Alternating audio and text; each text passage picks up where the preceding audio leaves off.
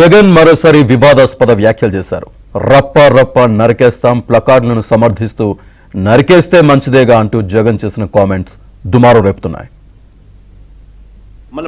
గంగమ్మ జాతరలో పొట్టేళ్ల తలకాయలు కోసినట్టు రప్ప రప్ప రప్ప రప్ప రప్ప రప్ప రప్ప రప్ప నరికేస్తాం. అదో పోస్టరా?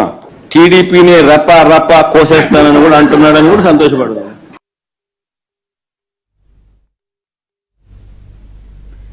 ఇది జగన్ మాట్లాడిన నరకుడు భాష. ముఖ్యమంత్రిగా పనిచేస్తున్న నాయకుడు నోట ఇలాంటి మాట వచ్చిందంటే అతన్ని ప్రజానాయకుడు అనాలా లేక క్రిమినల్ అనాలా అని టీడీపీ శ్రేణులు ప్రశ్నిస్తున్నాయి.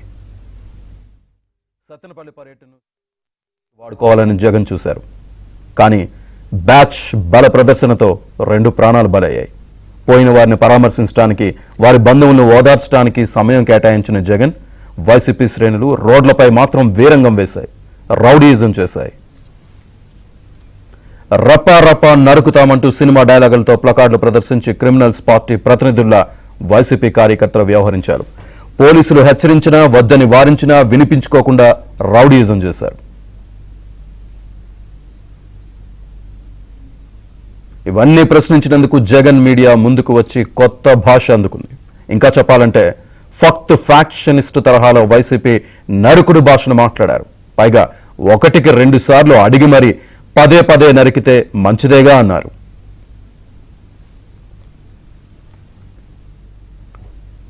ఇక జగన్ చేసిన ఈ వ్యాఖ్యలు దుమారం రేపుతున్నాయి.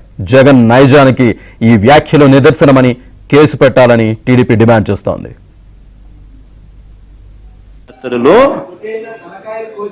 పొట్టేళ్ల తలకాయలు కోసినట్టు రప్ప రప్ప రప్ప రప్ప రప్ప రప్ప రప్ప రప్ప నరికేస్తాం. టీడీపీని రప్ప రప్ప కోసేస్తానని కూడా అంటున్నాడని కూడా సంతోషపడదు. గంగమ్మ జాతరలో